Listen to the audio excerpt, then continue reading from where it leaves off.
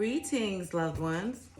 Welcome back to another episode of Healing Wisdom with me, your favorite spiritual advisor, Empress Oracle. I hope everybody is doing well. On behalf of Starseed Galactic Federation, I have been given access to this knowledgeable information from my Akashic records for the purpose of helping humanity.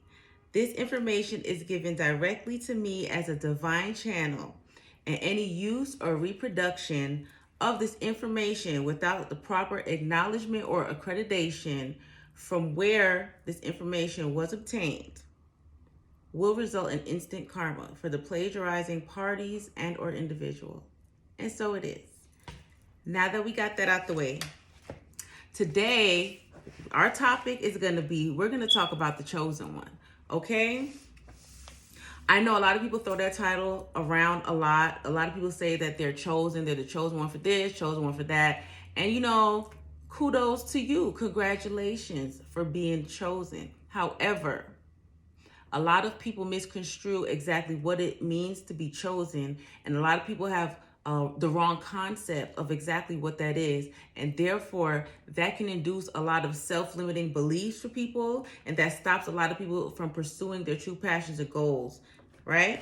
So the theory of being chosen, it can affect anybody, first of all, in various ways, depending on how you choose or to see being chosen. Some people, just like I say, beauty can be a blessing or a curse. Being chosen can be a blessing or a curse, or can feel that way to certain people, depending on your circumstances, the people that you are around.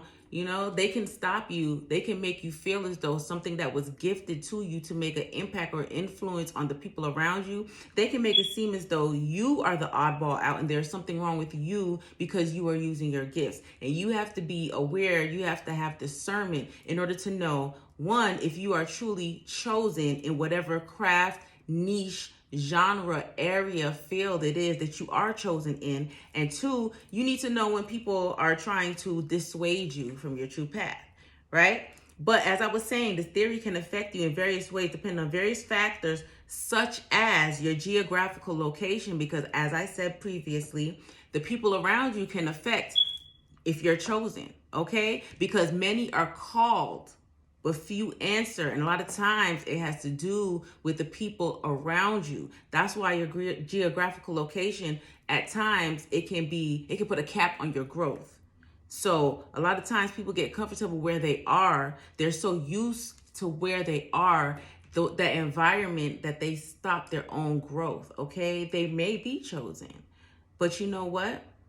Sometimes you have to take your gift on the road. Sometimes the people around you in your geographical location, sometimes they just don't resonate with you. The same way that Jesus Christ had to travel, the same way Moses had to travel, the same way all of God's children who had gifts and who were chosen had to travel to use their gifts, you may need to as well. So think about that. And also too, it can have a lot to do with your social influence, not just the influence that you have on others, but the influence that others have on you as well. Who do you have around you in your circle? If you do not have good people around you in your circle that are going to influence you in a positive way, that are going to support your endeavors and your actions, and sometimes people misconstrue exactly what support is. People show support in different ways. People have various love languages, but when somebody is supporting you, even energetically, right? If your peers, the people who,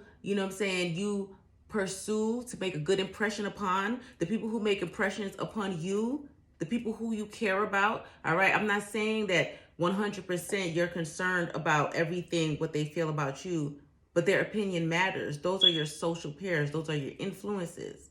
And if they are not supporting you and your endeavors, if they see your gifts and your light, and they're not energetically giving back to you, they're not feeding into you, you are going to end up pouring from an empty cup, as I said. So your social influence plays a lot on how far you go with your gifts if you are truly chosen. Sometimes you have to think outside of the box. And a lot of times we may not realize at first how to think outside of the box. We may feel as though if we're not connecting to our peers, if we're not influencing our peers the way that we feel to be effective, we feel as though we truly are not chosen, and we start to doubt our gifts. But what you have to realize is sometimes you have to step outside of your social circle, because as I said, the people you're supposed to help are not the ones around you. And also too, if your social influence is affecting how you use your gifts, if you are chosen, then you need to change your circle as well. And if you cannot change your circle at that time due to your geographical location, it's okay to spend time alone. Everything happens for a reason. So at that time in your path, that is the time that you're supposed to go within and build a trust with your own intimate social circle of your guides and your ancestors and everybody else that supports you energetically. Yeah, but also too, the most important thing that can affect your theory of if you are chosen or not, the most important thing, y'all, okay, is your mindset. Your mindset can make you or break you. And also too, the mind is a terrible, terrible thing to waste. There are so many people out here who have gifts, who are truly chosen. And because of their mindset, they are sitting on those gifts. Oh, look at me, gifts, big old lips. They're sitting on those gifts, right? Just like a volcano waiting to erupt, because you have to use those gifts. So what happens when you don't use those gifts? What happens when your mindset is telling you that you can't use those gifts? When you're doubting yourself, when you're sitting there and you're telling yourself you cannot because of maybe these other factors, such as your geographical location, your social influence, whatever it is that has affected your mindset. So you're limiting yourself. You are your own block. What about that? That can make you or break you. A lot of times people send their gifts because their mind has them trapped in a mental prison. And then they end up displaying it in negative ways. When you don't use your gifts, you will have negative reactions, okay? That's why a lot of times you see people doing weird stuff, people spazzing. And let me tell you something. I can tell you for one, this right here is going to blow some of you guys' mind. When you are chosen and you are sitting on your gifts and you're not using them, and you try to use other things to blanket or cover it because you don't know how to deal with those issues, such as alcohol. If you try to use alcohol to cover it, when you end up blacking out and shit, why do you think you black out? Because you're basically going into a sensory overload. You're misusing your energy and your gifts. And then you end up blacking out and you're doing things and you don't even realize it, because that's not what you're supposed to be doing. But the truth always comes out with alcohol. Alcohol always brings out the truth, not just with words, but with actions and subdued feelings and emotions and everything that you have underneath, just like that volcano, and then it erupts. And a lot of times, as that's a form of mental protection, our mind will blanket itself. It will cloak itself in darkness, i.e. blackout, because otherwise you may traumatize yourself. Boom. You're welcome. Whoever that was for, you're welcome. Most people with direct or specific callings on their lives, they must successfully, and I'm going to stress that part. I'm gonna go back. Most people with direct or specific callings on their lives must successfully, I can't read my handwriting. Okay, excuse me. Must successfully endure certain hardships and pass spiritual tests. My handwriting is kind of elaborate, guys. I'm sorry. But y'all understood what I was saying, right? Or do I need to go through it again without tripping? I got you. Most people with direct or specific callings on their lives must look at me. Most people with direct or specific callings on their lives must successfully endure certain hardships and pass spiritual tests. There's no way around it. You may trip, you may stumble, just like I did over those words, but I got it out. And that's going to be the same thing with you. If you are chosen, you may trip, you may stumble, right? But you will get it out. Whatever you are chosen to do, whatever your gift is, you will get it out. And that's what people have to understand. It's one thing to talk the talk, but can you walk the walk? Everybody wants to go around saying that they're chosen for this or that. But the proof is truly in the pudding. What are you doing? How are you using your gifts? Are you using your true gifts?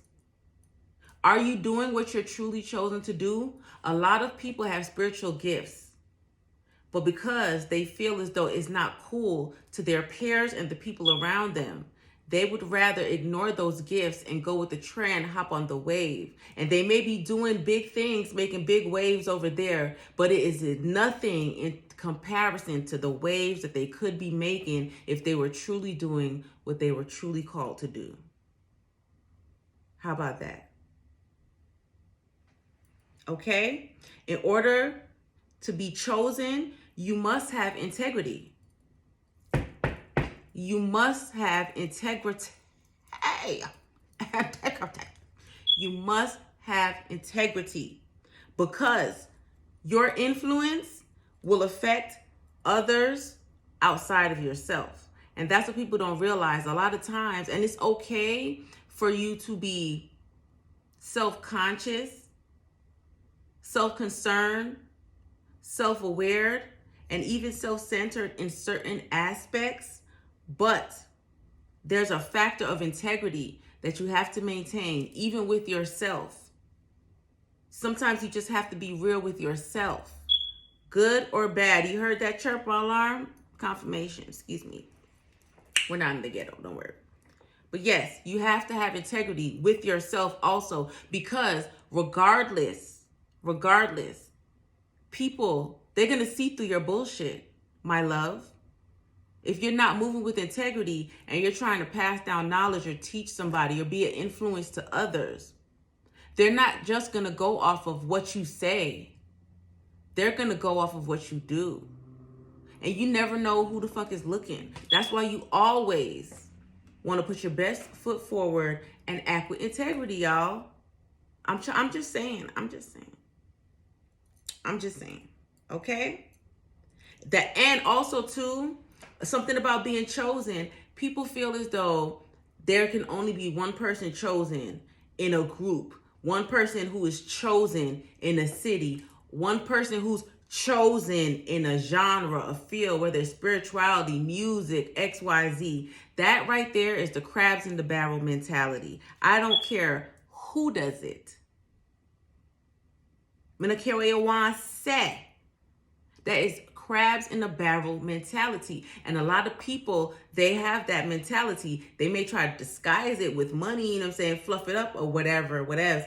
It's the same thing. If you plant roses into a toilet bowl, it is still a toilet bowl. It just has roses in it now. You feel me? I know you feel me. Right? That crabs in the barrel mentality is what limits people's effectiveness in expressing what is truly the meaning of being chosen. And I'm going to explain to you what I mean by that, but I'm going to read it again because I don't know why I'm tripping up these words. Crabs in barrel mentality is what limits people's effectiveness in expressing what it truly is to be chosen.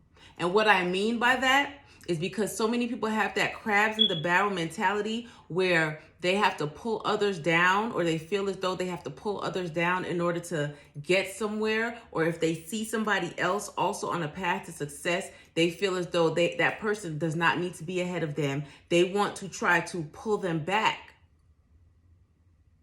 Everybody wants to pull everybody back. Everybody feels like they have to be number one in the spotlight. But what you have to understand is the same way it takes a village to raise a child.